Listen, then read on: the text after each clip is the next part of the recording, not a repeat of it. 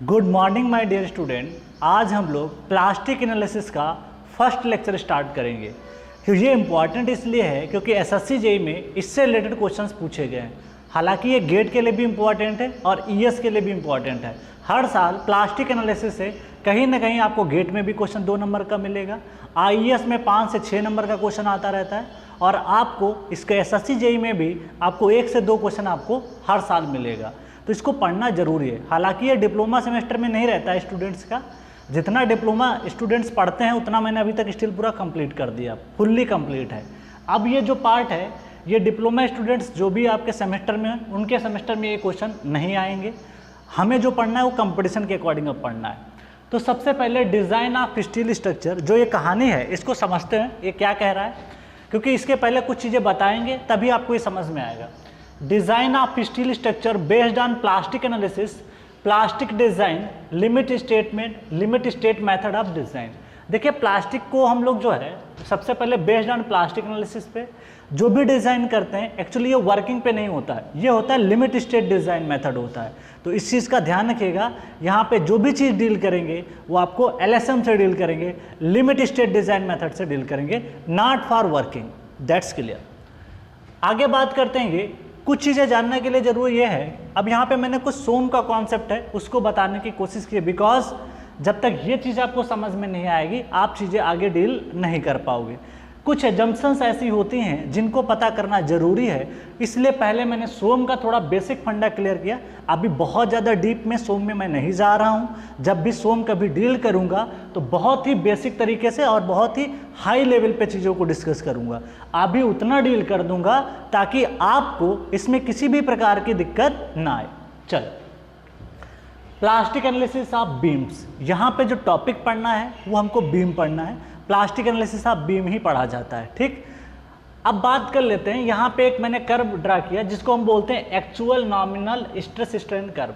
2 तरीके के कर्व होते हैं, एक नॉमिनल होता है और एक इंजीनियरिंग होता है। 2 तरीके के कर्व हम लोग पढ़ते हैं, ठीक है। या ट्रू इसको बोलते हैं और एक एक्चुअल भी होता है, दोनों में अंतर होता है। तो एक्चुअल, नॉमिनल, इंजीनियरिंग सबके नाम अलग अलग होते हैं। एक्चुअल या ट्रू उसको बोलते हैं जहाँ पे फेलियर होता है वहाँ पे स्ट्रेस को मेजर करना, वहाँ पे एरिया को मेजर करना, this is called actual. Nominal का मतलब ये होता है, नॉमिनल का मतलब ये होता है कि आपका जो भी बार है उसका शुरुआत का दौर का जो भी एरिया होता है, इनिशियल एरिया होता है, उस समय हम लोग नॉमिनल की बात करते हैं। तो एक होता है इंजीनियरिंग और एक होता है एक्चुअल होता है। इंजीनियरिंग उसे बोलते हैं, इंजीनियरिंग के जो कर्व होता है उसमें हम लोग जो डील करते हैं वो इनिशियल लेवल पे डील करते हैं। मतलब शुरुआत में इसका बार क्या है, लोड लगाने के बाद इसका लेंथ, गेज लेंथ, इसका डायमीटर, इसका एरिया क्या होगा, उसे बोलते हैं हम लोग एक्चुअल या ट्रू बोलते हैं। ये स्ट्रेस स्ट्रेन कर्व मैंने माइल्ड स्टील पे बनाया। माइल्ड स्टील पे स्ट्रेस स्ट्रेन कर्व इसलिए बनाते हैं क्योंकि माइल्ड स्टील में आपको बहुत सारे पॉइंट मिल जाते हैं।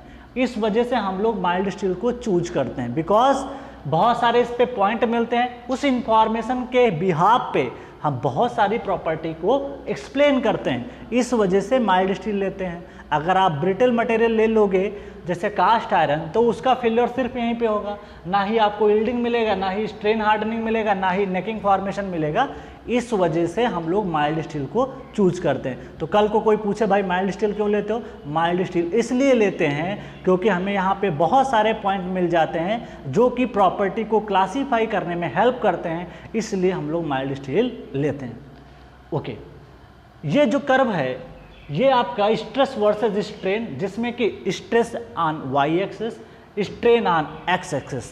स्ट्रेन को एक्स एक्सिस पे इसलिए रखते हैं क्योंकि strain is the fundamental quantity.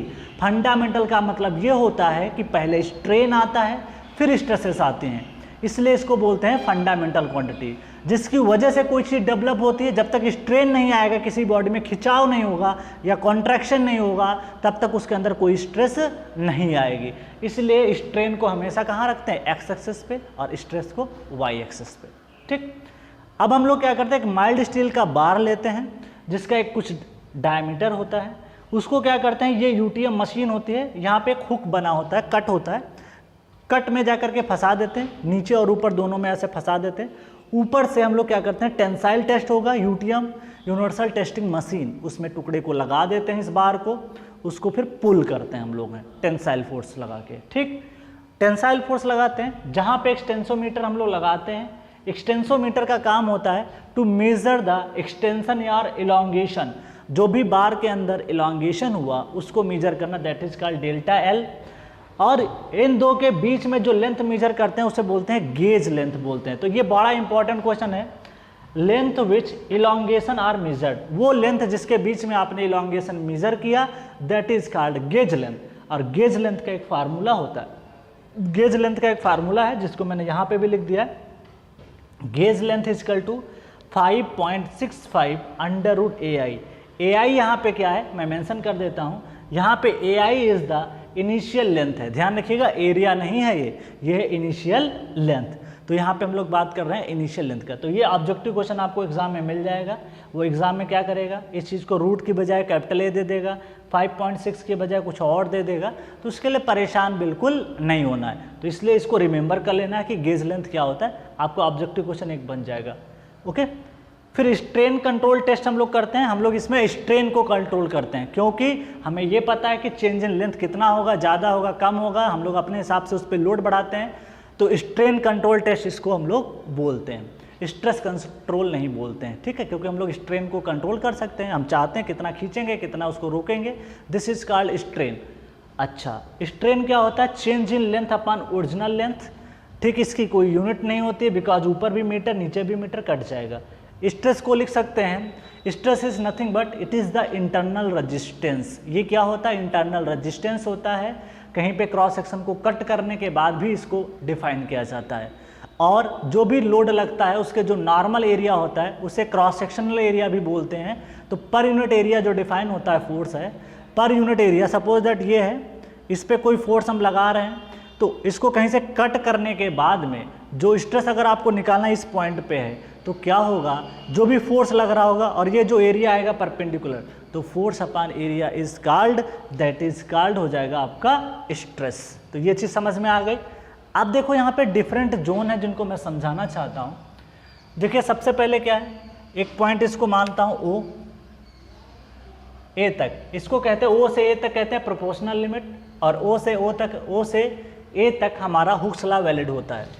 तो यहाँ पे एक बात मैं लिख सकता हूँ, कहीं पे भी लिख सकता हूँ, O to A, इसको बोलते हैं प्रोपोर्शनल लिमिट, प्रोपोर्शनल लिमिट, ठीक। प्रोपोर्शनल लिमिट्स में आपका क्या होता है, हुक्स लॉ वैलिड होता है, ध्यान रहे, Hooke's law is valid, Hooke's law is valid, Hooke's law is valid, that is sigma directly proportional to strain. तो हुक्स लॉ यहाँ पे क्या होता है, वैलिड होता है, ध्यान रहे प्रोपोर्शनल लिमिट तक वैलिड होता है। उसके बाद में बी पॉइंट है, that is called elastic limit. B elastic limit है, मतलब लोड वहाँ से अगर आप रिमूव करते हो तो जो भी स्पेसिमेन है, जो भी ऑब्जेक्ट है, वो अपना शेप और वॉल्यूम को क्या कर लेता है, गेन कर लेता है। इसको बोलते हैं that is called B point elastic point. C point होता है अपर यील्ड पॉइंट होता है, डी होता है लोअर यील्ड पॉइंट। हमेशा जो भी यील्ड स्ट्रेस डिफाइन की जाती है हमेशा लोअर यील्ड पॉइंट के लिए डिफाइन की जाती है, not for upper, because upper point is unstable point होता है। यहाँ पे जो मॉलिक्यूल होते हैं वो स्लिपिंग अकर होता है, इसलिए हमेशा स्टेबल चीज़ को लिए डिफाइन करते हैं, इसलिए हमेशा लोअर यील्ड पॉइंट को हम लोग क्या करते हैं, डिफाइन करते हैं। चलो आगे बढ़ते हैं। फिर क्या हुआ, यील्डिंग जोन आता है, जिसमें आप देखोगे कि आपकी स्ट्रेन तो बढ़ती जा रही है, यहाँ कुछ स्ट्रेन और है, यहाँ कुछ और स्ट्रेन है, लेकिन उस समय स्ट्रेस इंक्रीमेंट नहीं होता है। मतलब लेंथ में तो बहुत चेंज होता जा रहा है लेकिन स्ट्रेस में कोई इंक्रीमेंट नहीं होता, स्ट्रेस कांस्टेंट रहती है। उस जोन को बोलते हैं यील्डिंग जोन। इसका नाम जोन इसलिए पड़ता है क्योंकि बहुत सारा एरिया कवर हो जाता है, इस वजह से इसका नाम पड़ा जोन। स्ट्रेन हार्डनिंग जोन जो होता है, स्ट्रेन हार्डनिंग जोन, इस जोन में क्या होता है, फर्दर पार्टिकल का रीओरिएंटेशन, पार्टिकल अपनी पोजीशन को चेंज करते हैं, मॉलिक्यूल अपनी पोजीशन को चेंज करते हैं, जिसकी वजह से फर्दर स्ट्रेस बढ़ जाती है। तो जैसे जैसे स्ट्रेन बढ़ती जाती है तो फर्दर स्ट्रेस क्या हो जाती है, बढ़ जाती है। अब ऐसा क्यों हुआ, due to molecular rearrangement of the particle या मॉलिक्यूल्स। इस पॉइंट को बोलते हैं अल्टीमेट पॉइंट, ठीक है। अल्टीमेट के बाद में फर्दर लोडिंग बढ़ाओगे तो उसका नेक फॉर्मेशन होता है, नेकिंग फॉर्मेशन बोलते हैं, जिसमें एरिया सबसे कम हो जाता है, और उसके बाद में आपका फ्रैक्चर होता है। तो जी पे पॉइंट पे क्या होता है, फ्रैक्चर अकर होता है, ठीक। बाकी हम डिटेल में डील करेंगे जब कभी भी हम सूम पढ़ाएंगे, तो एक एक चीज़ करके आपको डिटेल में बता देंगे। अभी बस जितना जरूरी है उतना मैं बता सकता हूँ ताकि आपको सारी चीज़ें क्लियर हो जाएं। अब देखो फ्रेंड्स, यहाँ पे एक एक चीज़ समझते हैं।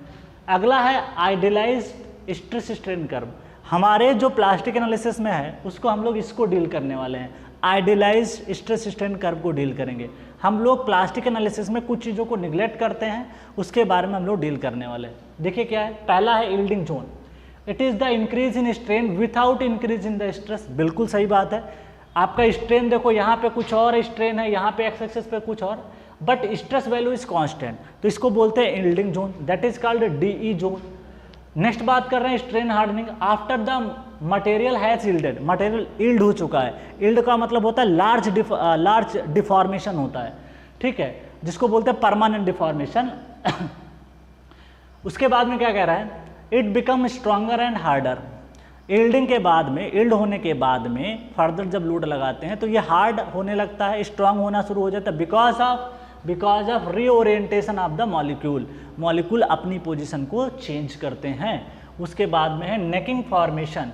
नेकिंग फॉर्मेशन वो फॉर्मेशन होता है, it is the local reduction in area. Local का मतलब क्षेत्रीय होता है, सिर्फ उसके क्षेत्र में। देखिए ये है इसका लोकल एरिया में रिडक्शन। लोकल का मतलब है सिर्फ यही बात हो रही, पूरे में बात नहीं हो रही, तो this is called local area reduction.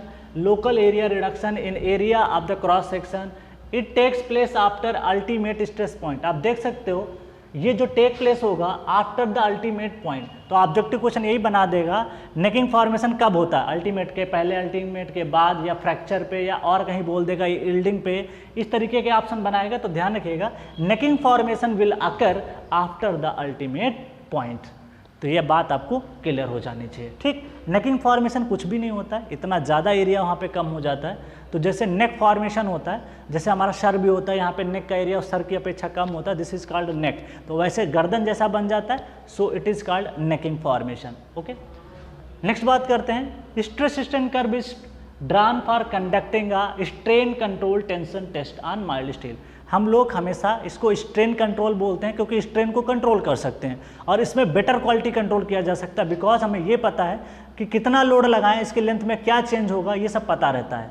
भाई हमको ये पता है कि लेंथ में चेंज कराना है, रिडक्शन कराना, क्या कराना, कम कराना, ज़्यादा कराना, उस हिसाब से हम चीज़ों को कर सकते हैं, ठीक। उसके बाद में आपका आता है, ये तो आपका क्लियर हो गया। उसके बाद में हम लोग चलते हैं इन plastic analysis design the effect of, this is the effect of strain hardening. Underline कर रहा हूं यहाँ पे, जो आपका ये पॉइंट है, this is called strain hardening. ये जो पॉइंट आपको यहाँ पे दिखाया गया है, this is called strain hardening is neglected. हम लोगों को यहाँ पे ये जो वाला जो रीजन है, इसको यहाँ पे निगलेक्ट करना है इन केस ऑफ प्लास्टिक में, ठीक है। ये एजम्पशन से एक तरीके की, because large deformation are not permitted या acceptable in any structure design, so plastic analysis and design is based on idealized stress strain curve। तो इसको बोलते हैं idealized stress strain curve। अब देखो क्या है idealized stress strain curve। हमने क्या किया, इसमें आपका जो भी स्ट्रेन हार्डनिंग और नेकिंग फॉर्मेशन जोन होता है उसको हटा दो, जो बचा कर देखो क्या हो रहा है, इसको हमने हटा दिया यहाँ से, जो रिमेनिंग पार्ट है वो बचा हुआ पार्ट आपका यहाँ पे हो जाता है। तो this is called idealised stress strain curve. Objective पूछ लेगा कि आइडियलाइज का शेप कैसा होता है, तो ये होता है बाईलीनियर आपका शेप होता है। तो पहले आप इसको कॉपी कर लें, उसके बाद हम चीज़ों के बारे में यहाँ पे डील करते हैं। तो first of all you copy, आप इसका स्क्रीनशॉट ले सकते हैं, फिर मैं आगे चीज़ों को आपको बताता हूँ क्योंकि क्या क्या होता है उसके बारे में हम लोग यहाँ पे डील करने वाले हैं। तो नेक्स्ट पार्ट हम लोग डील करेंगे, इसका कुछ एजम्पशंस हैं जिनके बारे में हमको यहाँ पे पढ़ना है, उसके बारे में हम लोग डील करते हैं।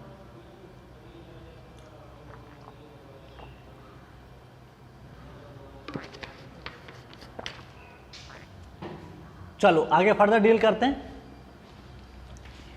आगे बढ़े। चलो हम लोग आगे बढ़ते हैं। प्लीज़ अच्छे से फोकस करना क्योंकि यहाँ से भी आपको क्वेश्चन एग्जाम में मिल जाएगा, ठीक है। तो हम एक एक चीज़ करके यहाँ पे डील कर रहे हैं अच्छे से। हर एक ऑब्जेक्टिव यहाँ से इंपॉर्टेंट, जो भी इसकी एजम्पशंस मानी गई हैं वो एजम्पशंस आपके लिए इंपॉर्टेंट हैं, तो एजम्पशंस को आपको यहाँ पे याद रखना जरूरी है, ठीक है। तो इन एजम्पशंस को हम लोग यहाँ पे याद रखेंगे। है कुछ नहीं, जो भी सोम में पढ़ा है उसी का एप्लीकेशन है। आप देखोगे जो प्लास्टिक डिज़ाइन है, अगर आपको सोम आता होगा तो फिर ये चीज़ आपको आसानी से समझ में आ जाएगी। तो सोम की सहायता से हम लोग इसको डील करेंगे।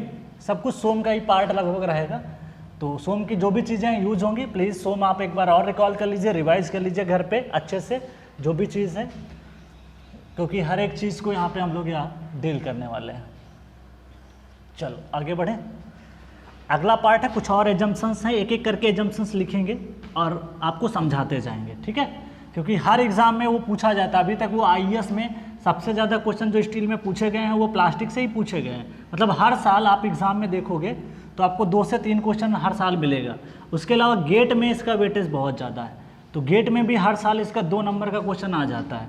तो कुछ टॉपिक ऐसे होते हैं जिससे बहुत ज़्यादा वेटेज होता है, वो हमेशा इंपॉर्टेंट रहते हैं, हर साल पेपर में आपको दिखाई पड़ेंगे, तो that is a very important. चलो अब बात कर लेते हैं। बहुत आसान है प्लास्टिक, ऐसे कोई टेंशन लेने की जरूरत, अगर आपने नहीं भी पढ़ा होगा तब भी समझ जाओगे, ठीक है। इस तरीके से डील करेंगे कि आप कभी भी नहीं पढ़े होगे लाइफ में, तो उसको पहली बार भी पढ़ रहे होगे, तो उसको हम लोग डील कर लेते हैं अच्छे से। चलो आगे बढ़े। अगला पॉइंट हम लोग डील करने वाले हैं, कुछ और एजम्पशंस हैं, एक एक करके डील कर देते हैं, लिखते जाते हैं, तब आगे आपको समझ में आ जाएगा। चलो अगली एजम्पशंस है कॉन्सेप्ट 2। अभी तक कॉन्सेप्ट 1 के बारे में डील किया था, कॉन्सेप्ट 2 क्या कह रहा है? Characteristic of ideal plastic material, characteristic of characteristic, this is the characteristic of ideal plastic material, ideal plastic material that is mild steel। ये प्रॉपर्टी मैं यहाँ पे डील करने वाला हूँ। चलो ठीक, तो इस डायग्राम को मैं यहाँ पे पहले बना देता हूँ। आइडियलाइज हमारा कर्व क्या था, कुछ इस तरीके से था, आप इसको बना लीजिएगा। दिस इज द कर्व, एक स्ट्रेट लाइन बनेगा, वो कुछ इस तरीके से जाएगा, और ये हो गया आपका आइडियलाइज स्ट्रेस स्ट्रेन कर्व। ये है आपका compression Fy, this is the Fy, ठीक है। ये है आपका compression, okay, this is the tension. Modulus of elasticity जिसको स्टील को ES बोलते हैं, तो ये भी आपका ES होगा, बिकॉज थीटा इज सेम, जो थीटा यहाँ बनेगा वही थीटा इस साइड बनेगा। क्लियर? तो इसके बारे में हमको यहाँ पे डील करना है। सारे पॉइंट मेंशन करता हूँ एक एक करके, क्या है क्या नहीं है। और ये कर्व तो आपको पता है ना किसके किसके बीच में है, this curve is between strain, bracket में लिख देता हूँ, strain versus stress, stress versus strain. ध्यान रहे मैंने आइडियलाइज की बात की है, इसलिए आपका डायग्राम ये वाला बनेगा। तो this is idealise stress strain curve. अब इसमें कुछ बातें हैं जो मैं लिख देता हूँ, क्या क्या है वो सब आपको डायग्राम से समझ में आ जाएगा, क्या है उसके बारे में डील करते हैं, ठीक है। चलो आगे बात करते हैं। Fy is same in tension and compression, ठीक है। सॉरी यहाँ पे this is because tension test कर रहे हैं ना, तो ऊपर टेंशन आएगा, नीचे कंप्रेशन। ध्यान नहीं रहा, मैंने उसको कुछ कॉलम के हिसाब से सोच गया, टेंशन एंड कंप्रेशन। कोई परेशान होने की दिक्कत नहीं है यहाँ पे, क्योंकि हम टेंशन टेस्ट कर रहे हैं इस वजह से, ओके। चल आगे बात करते हैं।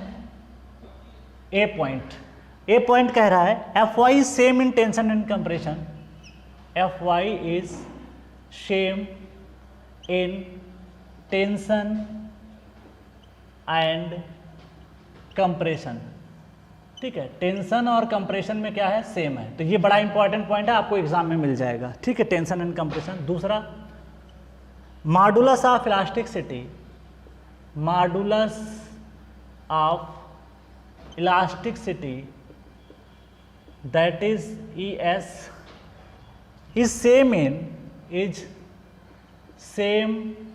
in tension and compression, tension and compression। material obeys Hooke's law, material obeys Hooke's law material obey Hooke's law, ये इंपॉर्टेंट है। अभी तो आपको पढ़ाया था मटेरियल क्या कर रहा था, ओबे द हुक्स लॉ, पूरी चीज़ बताई थी। क्यों करता है, क्योंकि हमारा यहाँ पे प्रोपोर्शनल लिमिट तक ही हम लोग बात कर रहे हैं। तो material obey Hooke's law. Next बात करते हैं, डी पॉइंट के बारे में डील करते हैं। When the material is loaded, when the material is loaded beyond, material is loaded beyond the yield stress, yield stress, yield stress and unloaded, and unloaded, and unloaded, then it will come back, then it will not come back, it will not come back, come back to its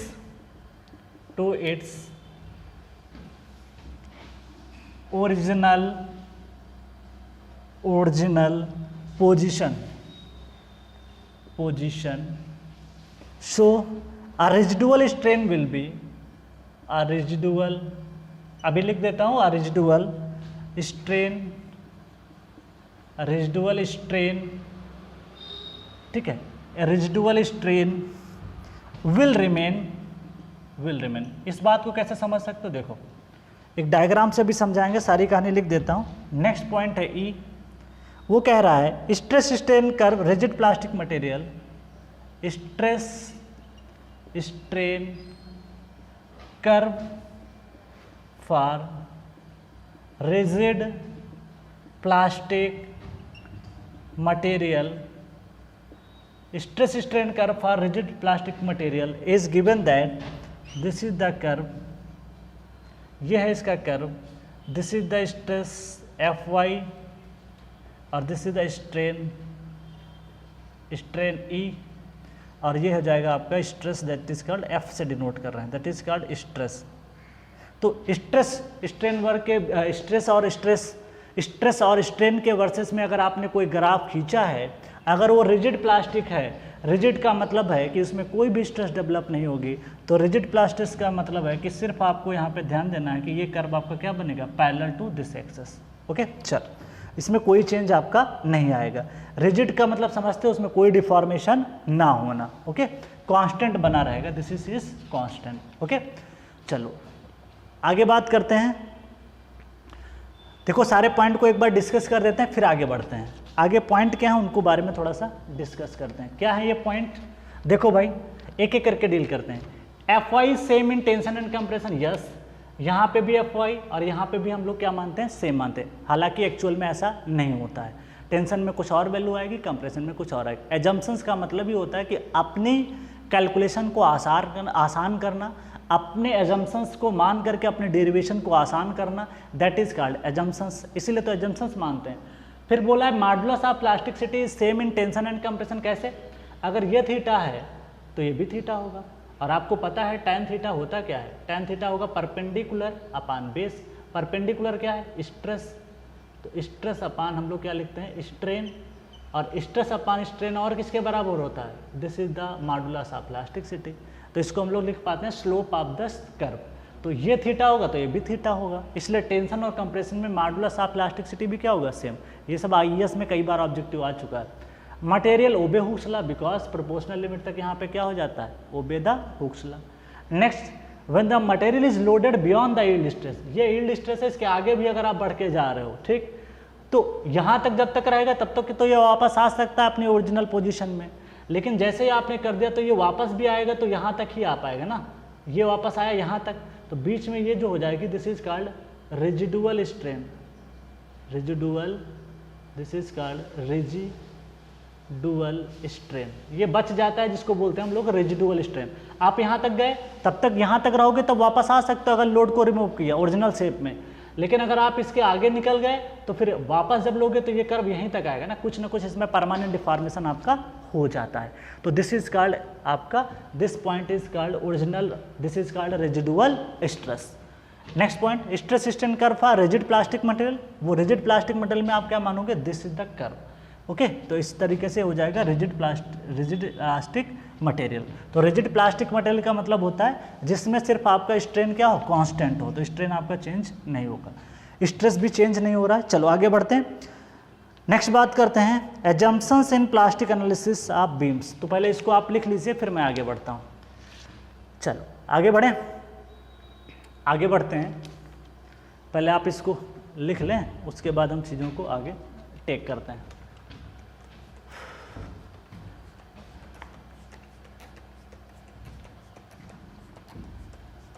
आगे हम लोग carry out करते हैं।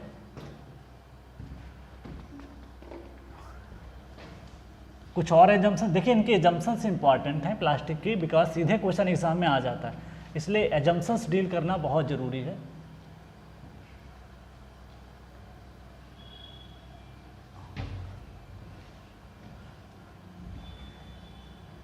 Assumptions को deal करना यहाँ पे बहुत ज़रूरी है।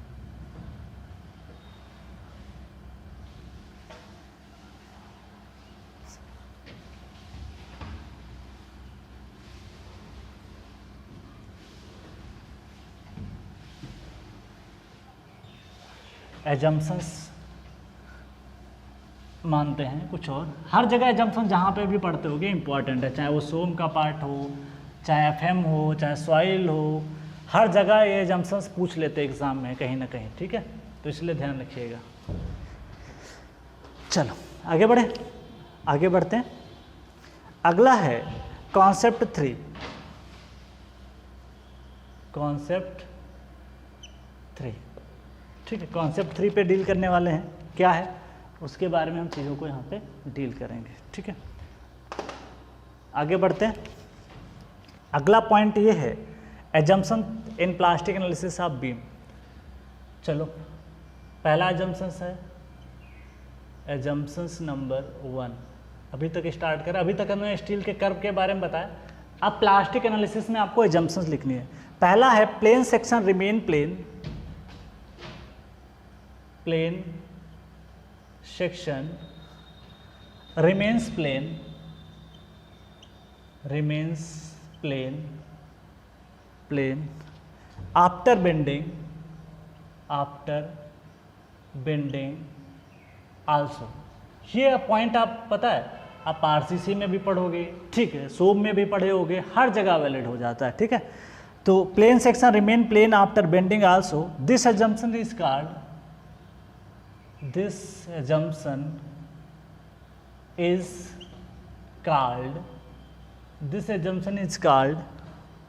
assumption is called Bernoulli assumption। इसका नाम दिया गया है बर्नौली।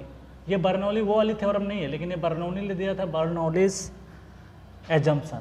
तो इसलिए याद रखिएगा, कल को एक ऑब्जेक्टिव बना दे कि बर्नौली assumption क्या होता है स्टील में, तो आप फ्लूइड का मत लगा के चले आइएगा, वो बर्नौली अलग होता है, ठीक है। तो this is called Bernoulli assumptions। It implies that, इसका मतलब क्या होता है, इट इम्प्लाइज दैट, इसका मतलब समझो, it implies that only strain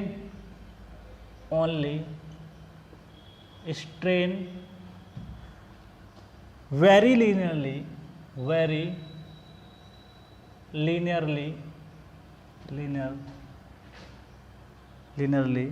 over the depth of beam,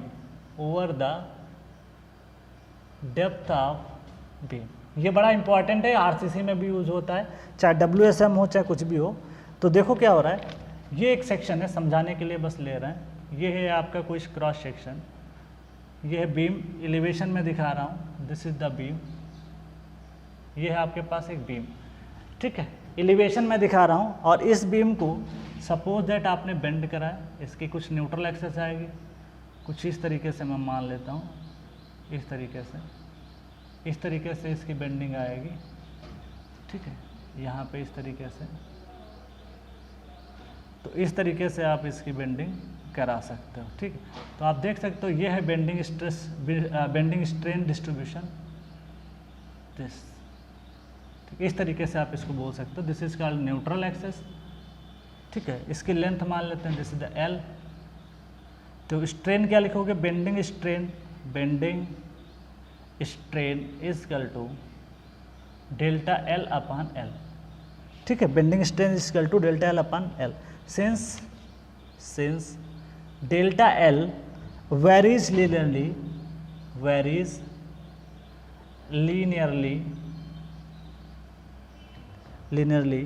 over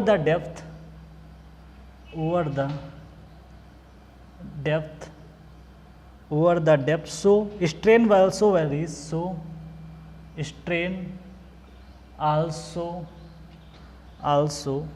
varies, varies linearly। ये इंपॉर्टेंट है। देखो क्या हो रहा है, plane section remain after bending क्या होता है, इसका मतलब समझो। पहले ये सेक्शन क्या था, प्लेन था। अभी भी ये बेंडिंग के बाद में देख सकते हो क्या हुआ, प्लेन ही है। प्लेन का मतलब होता है जैसे ये है, ये प्लेन है, ऐसे कर दो तब भी प्लेन है, तो इसको प्लेन ही बोलते हैं, चाहे वो इंक्लाइंड हो चाहे वो स्ट्रेट हो, बस प्लेन होना चाहिए। मतलब ये सरफेस इसका क्या होना चाहिए, प्लेन। ऐसा ना हो कहीं मुड़ के ऐसा हो जाए, this is not called plane. Plane क्या बोलोगे, अगर ये स्ट्रेट है तो ये भी क्या रहना चाहिए, स्ट्रेट। तो इसलिए बोलते हैं since delta L varies linearly over the depth so strain also varies linearly. तो इस तरीके से देख सकते हो ये भी चीज़ क्या हो रही है, वेरी कर रही है। तो ये जो चेंज हो रहा है this is called delta L, this is called delta L. ऊपर कम होगा नीचे ज़्यादा होगा। चलो आगे बढ़े। In the above assumptions, note point करके लिख रहा हूँ, ये बड़ा इंपॉर्टेंट है, अक्सर एग्जाम में पूछ लेता है, ठीक है। वो क्या कह रहा है, in the above assumption that in above assumption that plane section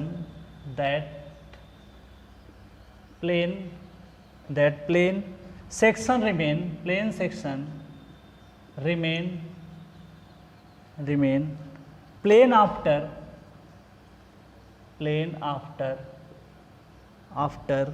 bending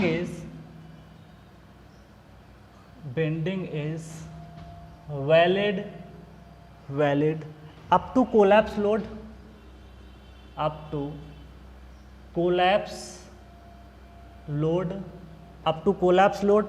or failure load। ऐसा नहीं है कि सिर्फ ये आपको यील्डिंग तक वैलिड है, जब तक चीज़ें कोलैप्स नहीं हो जाती, जब तक चीज़ें फेल नहीं कर जाती, तब तक ये एजम्पशन वैलिड रहती है।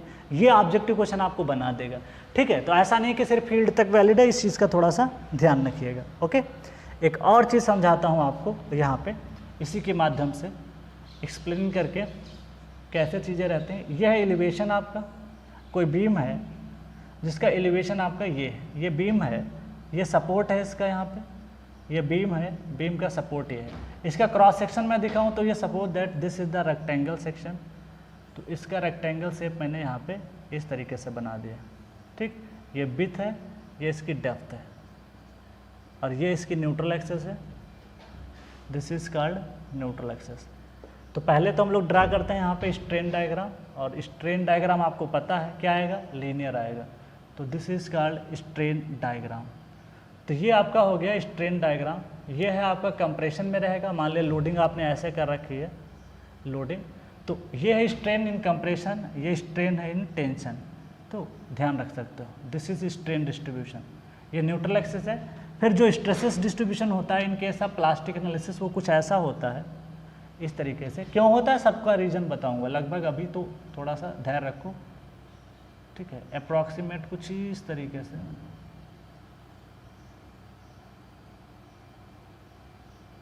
इस तरीके से चीज़ें।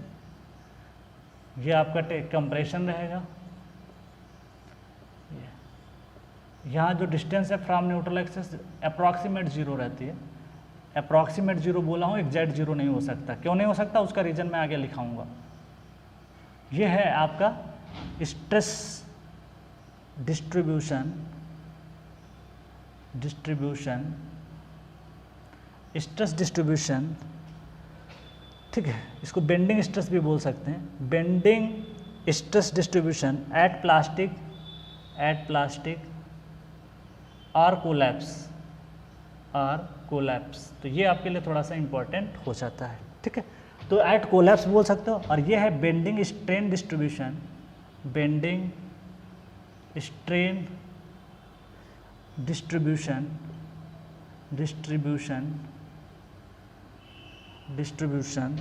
एट कोलैप्स, ठीक। बाकी आपको पता है कि ये लीनियर क्यों है, लीनियर होने का एक रीज़न ये है, इसका जो लीनियर होने का एक रीज़न ये है क्योंकि ये आपका क्या है, बर्नौली इक्वेशन इसमें क्या होती है, वैलिड होती है।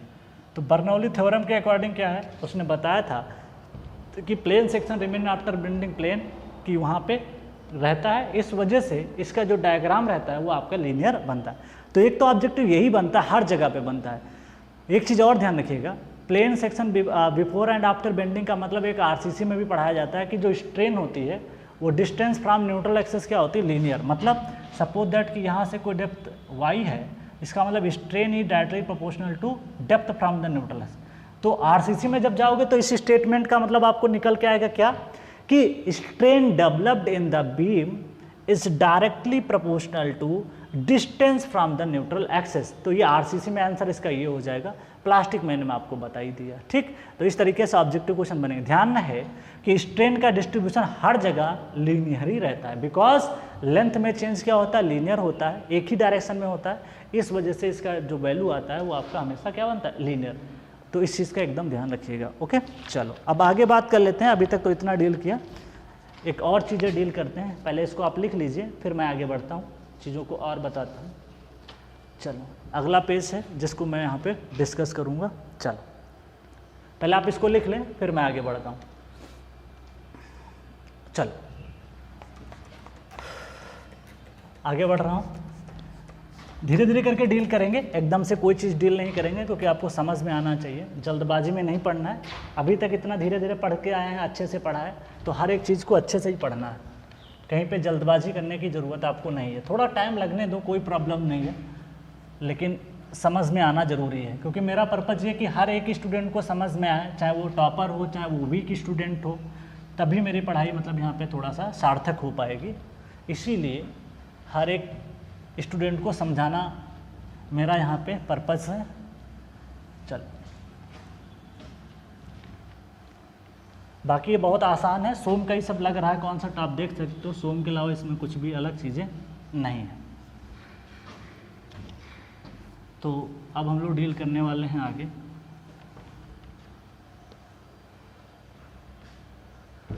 चलो आगे बात कर लेते हैं कुछ और चीज़ों के बारे में।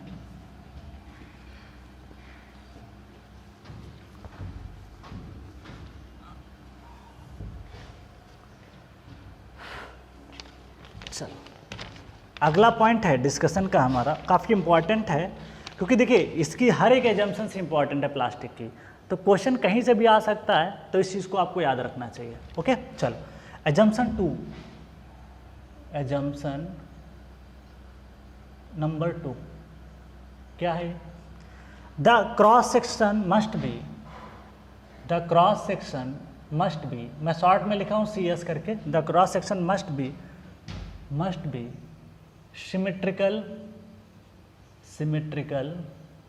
symmetrical with respect to plane of loading,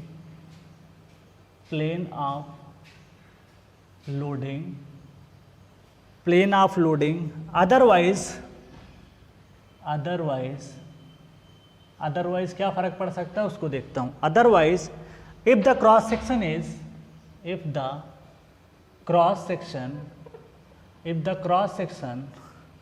is not symmetrical, अगर क्रॉस सेक्शन आपका सिमेट्रिकल नहीं है, अब ये कैसा होता है अभी डायग्राम से समझाऊंगा, is not symmetrical with respect to plane of loading,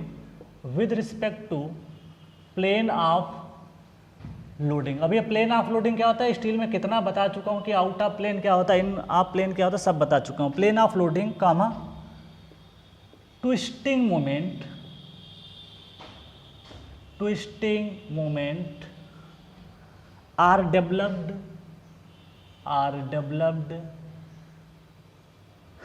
are developed in the beam, ठीक है, twisting moment are developed in the beam and flexure formula can not be applied, and flexure समझते हो, bending formula, and flexure formula अगर twisting आ जाएगा तो flexural formula आप नहीं लगा पाओगे। Flexural formula can not apply directly apply directly. इस चीज़ को समझने के लिए एक डायग्राम से समझते हैं। आपको शियर सेंटर पढ़ाया गया होगा सोम में। सपोज दैट कि एक आपके पास बीम है, सच दैट कि इस तरीके से आपके पास बीम है, एक छोटी सी बीम बना रहे हैं समझने के लिए, ठीक है। ये सपोर्ट है आपका यहाँ पे और यहाँ पे आपने लोडिंग लगाई ये, ठीक। ये तो एलिवेशन है इसका, ये एलिवेशन है, ठीक है। आपको सामने से देखोगे तो एलिवेशन दिखाई पड़ेगा। इसका जो क्रॉस सेक्शन आप बनाओगे, ये जो सेक्शन आपका कट करते हो, ये रेक्टेंगल बन के आएगा, ठीक है, इस तरीके से। चलो, ये है इसकी न्यूट्रल एक्सिस। लोडिंग आप बीच में दिखाइए, सिमेट्रिकल लोडिंग का दिखा रहा है W। ये सेंटर होगा, तो आप देखोगे क्या, बैलेंस करने के लिए जो शियर फ्लो होगा वो परपेंडिकुलर डायरेक्शन में होगा। कैसे होगा इसका रीज़न मैं बताता हूँ। देखो, अभी तक सिमेट्रिकल है तो आधा पोर्शन ये रजिस्ट करेगा, आधा पोर्शन ये रजिस्ट करेगा, ओके। तो है, ये है Y axis of symmetry, that is Y axis of symmetry. तो लोड तो उससे पास कर गया, तो इसमें जो है this is called cross section, इसको बोल रहे हैं क्रॉस सेक्शन। इसी के साथ एक चीज़ और समझाना चाहता हूँ। कभी आपने पढ़ा होगा शियर सेंटर। शियर सेंटर वो पॉइंट होता है जिसके अबाउट आपकी ट्विस्टिंग ना हो, बेंडिंग हो सकती है, ट्विस्टिंग ना हो। This is called shear centre. इसको समझते हैं। सपोज दैट कि ये है इसका CG, चैनल सेक्शन का तो CG हम लोग पढ़ चुके हैं काफ़ी ज़्यादा, CG, और लोडिंग आपने लगा दिया सपोज दैट W, ओके। देखो, अब इस चीज़ को समझने के लिए आपको समझा देते हैं। ये आपने लोड लगाया, क्लियर। इसकी सिमेट्रिकल अगर आप देखोगे तो ये एक्स एक्सिस के अबाउट आपका सिमेट्रिकल, वाई एक्सिस के अबाउट ये सिमेट्रिकल नहीं है। तो वही मैं लिखा हूँ, the cross section must be symmetrical with respect to plane of loading. जो प्लेन ऑफ लोडिंग है, सपोज दैट इसका प्लेन जो था, ये प्लेन इसका है, इस पे अगर ये सिमेट्रिकल रहेगा तब तो इसका आपका सिर्फ बेंडिंग आएगा, ट्विस्टिंग नहीं आएगा। इस क्रॉस सेक्शन में आप देख सकते हो। अब आप देखो, क्या ये वाई एक्सिस के अबाउट इसका क्रॉस, इसको कट करो, इधर का क्रॉस सेक्शन कुछ और रहेगा, इसका इधर का क्रॉस सेक्शन कुछ और रहेगा।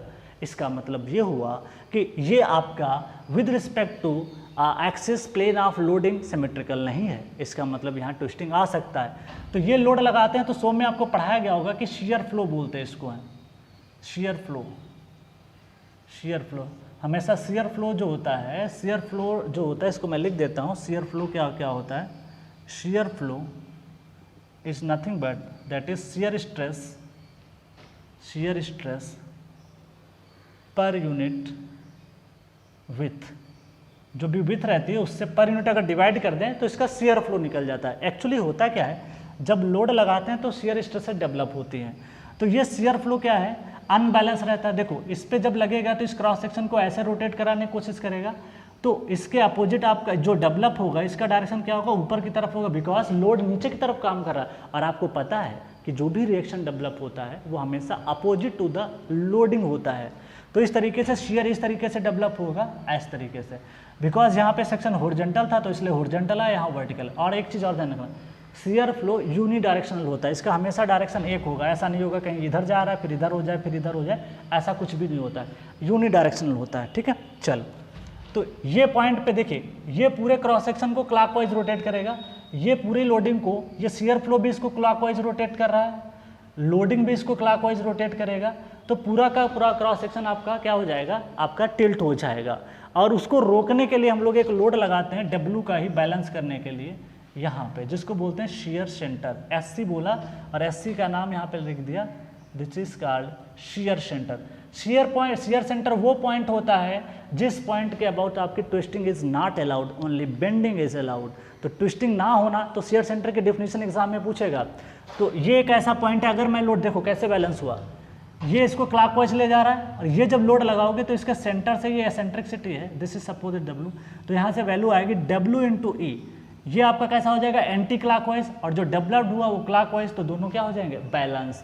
इसीलिए हम लोग शियर सेंटर पे एक लोड लगा देंगे जो कि उसको बैलेंस करेगा, इसलिए आपके यहाँ पे ट्विस्टिंग नहीं आनी चाहिए। तो क्या बोला कि जो भी लोड लगना चाहिए वो आपका प्लेन ऑफ लोडिंग लगना चाहिए। जो भी लोड आप लगाओ, यहाँ पे लोड जो भी लगाया गया, बोला है the cross section is not symmetrical. देखिए ये तो सिमेट्रिकल था, इधर भी सेम है, इधर भी सेम, बट यहाँ सेम नहीं था। तो प्लेन ऑफ लोडिंग क्या बोला है, symmetrical with respect to plane of loading twisting moment are developed. अगर नहीं है तो डेवलप्ड हो जाएगा, अगर आपका सिमेट्रिकल है तो कोई भी ट्विस्टिंग मोमेंट नहीं आएगा, ओनली इज बेंडिंग। अगर बेंडिंग आएगा तो यहाँ पे लिखा गया है, अगर बेंडिंग आएगा, सिर्फ बेंडिंग आएगा, प्योर बेंडिंग होगा या फ्लेक्चर होगा, तो बेंडिंग के केस में m/i equal to sigma by Y equal to E by R आप लगा सकते हो आसानी से, ठीक है। इस वजह से इसको बोला जाता है कि इसकी जो लोडिंग होती है सिमेट्रिकल होनी चाहिए। तो ये चीज़ इंपॉर्टेंट आपके लिए थी।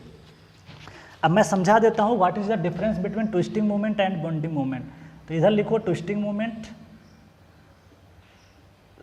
ट्विस्टिंग मोमेंट, और इधर मैं लिख देता हूँ बेंडिंग मोमेंट, बेंडिंग मोमेंट। चलो इसके बारे में एक पॉइंट लिख देते हैं। Moment act along longitudinal axis, पहला point, moment act along longitudinal axis, longitudinal axis, ठीक है। चलो देखो कैसे हो रहा है, ये है आपकी शाफ्ट है, शाफ्ट सर्कुलर होती है, इसका शेप ऐसा, और आपने यहाँ पे कुछ लगा दिया टॉर्क, तो इसकी लॉन्गिट्यूडनल एक्सिस ये है। तो इस एक्सिस देखो ऐसे समझो, ये है आपके पास कोई शाफ्ट है, आप इसके अलॉन्ग कोई भी लोड लगाओगे इस एक्सिस के अबाउट, तो ऐसे जो निकल के आता दिस इज कॉल्ड शाफ्ट। तो शाफ्ट के केस में क्या आएगा, टॉर्शन आएगा। तो इस तरीके से आप चीज़ों को यहाँ पे मेंशन कर सकते हो, ठीक है। चलो तो इसमें क्या होगा, आगे बढ़ते हैं। एक्सटर्नल इफेक्ट रोटेशनल हो गया, इसमें लिखते हैं मोमेंट एक्ट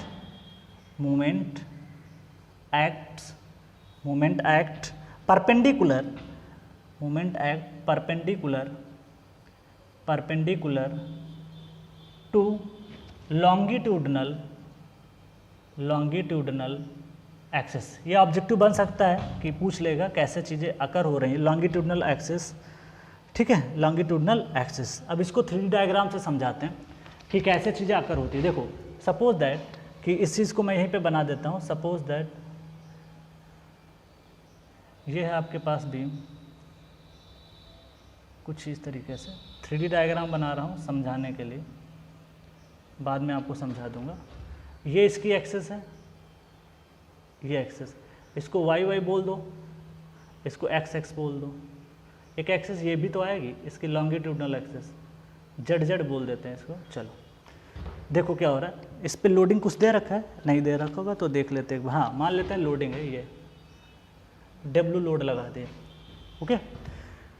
ये एक्सेस जेड जेड है, अगर इसके अबाउट कोई चीज़ निकल के आती है this is called M Z Z, तो यहाँ पे टॉर्शन आएगा, बिकॉज जो बीम सेक्शन उसके लेंथ के अलॉन्ग ये आएगा तो इसको बोलेंगे टॉर्शन, इसके क्या हो जाएगा टॉर्क। ऐसे है सपोज दैट, इसको आप ऐसे करा रहे हो, दिस इज कॉल्ड टॉर्क।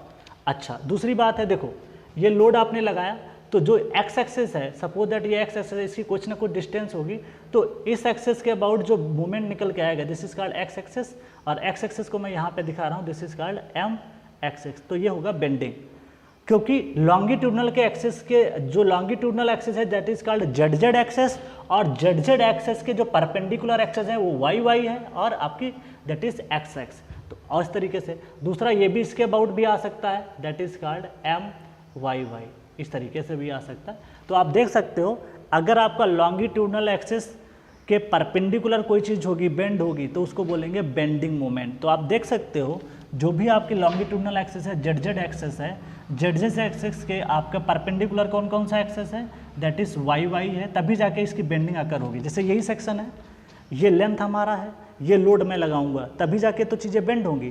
तो ये परपेंडिकुलर नहीं हुआ, इस एक्सिस के क्या हो गया, ये परपेंडिकुलर तो हो रहा है कि नहीं हो रहा है, तो दिस इज कॉल्ड परपेंडिकुलर। तो ध्यान रखिएगा, तो वही मैं लिख रहा हूँ, movement act perpendicular to the longitudinal axis. चल आगे, इफ बेंडिंग अकर करती है, दूसरा point, this is the twisting, ये तो आपने निकाल लिया। External rotational effect of force is movement, external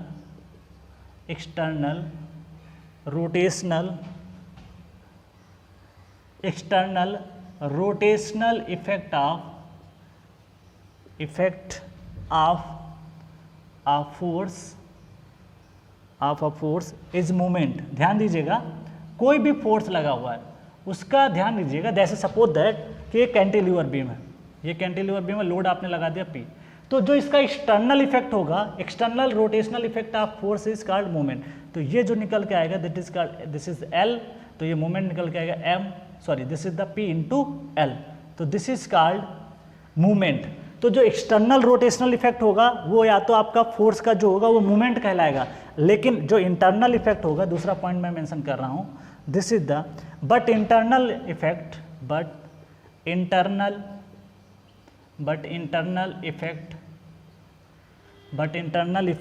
of movement is either will be, बहुत इंपॉर्टेंट है, आइदर विल बी, ये तो लोगों को पता ही नहीं रहता है, आइदर विल बी बेंडिंग और ट्विस्टिंग,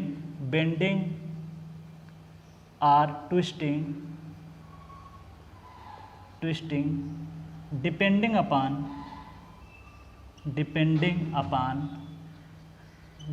अपॉन देयर डायरेक्शन, उसके डायरेक्शन पे डिपेंड करता है। जैसे अभी आपको बताया था, देखो एक्सटर्नल इफेक्ट उसका कुछ भी हो सकता है, मूवमेंट होगा फोर्स का, लेकिन जो इंटरनल इफेक्ट है जो आपका रहेगा या तो ट्विस्टिंग होगा या बेंडिंग मूवमेंट होगा, तो दोनों में अंतर है। मूवमेंट अलग होता है, बेंडिंग मूवमेंट अलग होता है, इसको बोलेंगे मूवमेंट, और जो बाहरी वैसे इफेक्ट होता है, जो इंटरनल इफेक्ट होता है, उसको बोलते हैं बेंडिंग मूवमेंट होता है। क्या होता है? Bending movement.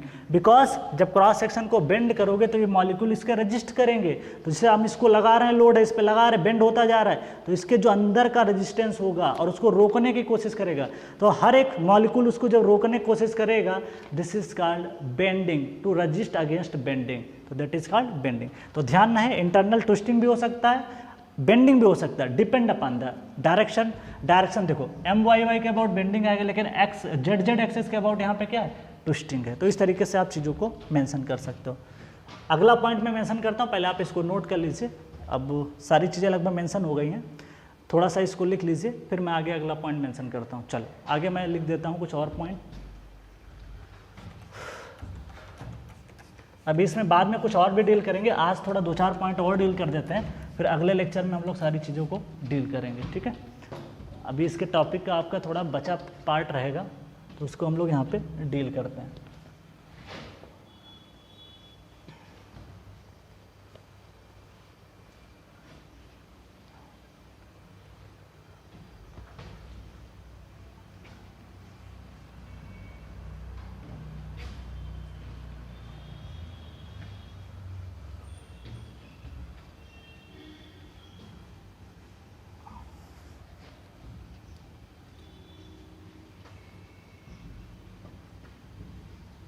अगला पार्ट जो है वो ये है कि अगर बेंडिंग होगा तब कौन सा फार्मूला लगाओगे, ट्विस्टिंग होगा तब कौन सा फार्मूला लगाओगे।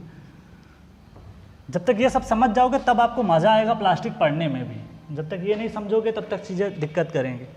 अगर बेंडिंग है भाई, अगर आपका दूसरा मार्कर से लिखता हूँ, वेट, चलो, इफ बेंडिंग है, अगर उसमें बेंडिंग है तो बेंडिंग में फ्लेक्सुरल फार्मूला अप्लाई होगा। If bending flexural formula, flexural इसलिए बोलते हैं क्योंकि बेंडिंग है, तो क्या लगाओगे? M/I equal to sigma by Y, that is E divide by R। Term तो आपको पता होगा पहले से, सिग्मा स्ट्रेस होती है, वाई डिस्टेंस होती है, E क्या है? मॉडुलस ऑफ प्लास्टिसिटी है, R क्या है? Radius of curvature. अगर ट्विस्टिंग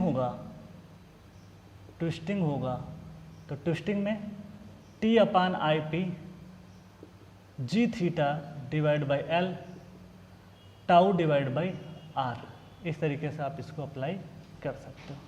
क्लियर? चल आगे बढ़ें। लास्ट पॉइंट आपका रह जाता है एजम्पशन नंबर 3, उसको डील करते हैं। क्या है? एजम्पशंस 3।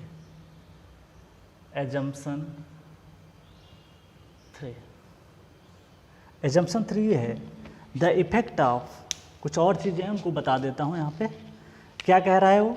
ये कह रहा है the effect of axial force, बड़ा इंपॉर्टेंट है, ईएस में पूछा है, the effect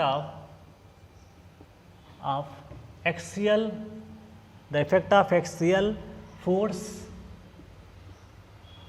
and stress and shear force, ये एग्जाम में पूछ लिया कई बार है। shear force that is axial deformation, that is axial deformation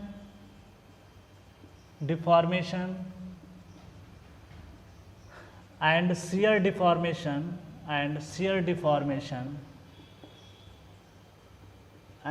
deformation are neglected in plastic analysis. Because बहुत कम आते हैं इसलिए निगलेक्ट करते हैं। निगलेक्टेड इन प्लास्टिक एनालिसिस, प्लास्टिक एनालिसिस में क्या कर देते हैं, निगलेक्ट कर देते हैं। ठीक है, एनालिसिस ऑफ पी। अब आपको पता होगा कि आपको, जैसे सपोज दैट ये बॉडी है, सपोज दैट ये बीम है, मान लेते हैं छोटी सी बीम समझते हैं, ऐसे करके ये है आपका, दिस इज लोड लगाओगे तो इसकी वजह से शेयर फोर्स डायग्राम बनेगा इस तरीके से। तो ये कह रहा है माइनस W/2, ये कह रहा है कि शेयर फोर्स को निगलेक्ट करना है। इसका कुछ एक्सियल फोर्स आएगा, एक्सियल फोर्स जो इस डायरेक्शन में लगता है। तो एक्सियल फोर्स का डायग्राम सपोज दैट कुछ भी बना सकते हो, यहाँ पे बनाने की ज़रूरत नहीं है। जो भी वैल्यू आएगी, कल कोई लोडिंग इंक्लाइंड होगा तभी एक्सियल फोर्स आएगा, वर्टिकल में तो ये बाहर से 0 हो जाएगा, क्योंकि बिकॉज कोई रजिस्टिंग ही नहीं है।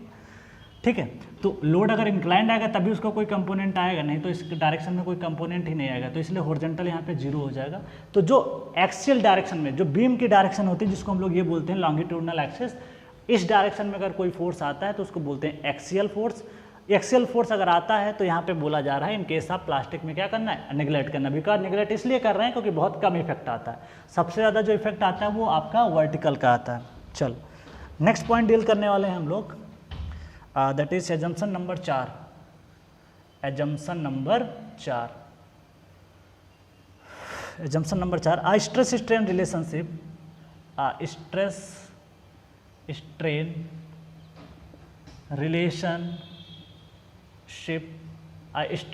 relationship is assumed to be bilinear. It consists of, ये सब ऑब्जेक्टिव क्वेश्चन है। It consist of two straight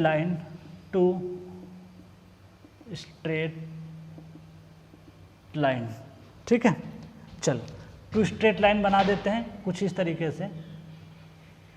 ये है आपका टू स्ट्रेट लाइन। एक तो ये है straight line number 1, this is called straight line number 2। तो इसको बोलते हैं बाइलिनियर। तो आपको ध्यान रखिए, यहाँ पे ध्यान रखना है क्या, कि in case of plastic analysis we take the bilinear curve, that is called idealised stress strain curve, जिसको हम लोग ये बोलते हैं। बाइलिनियर इसलिए बोला बिकॉज ये भी एक लाइन है और ये भी एक क्या है, लाइन है। टू स्ट्रेट लाइन बन के बन जाता है बाइलिनियर।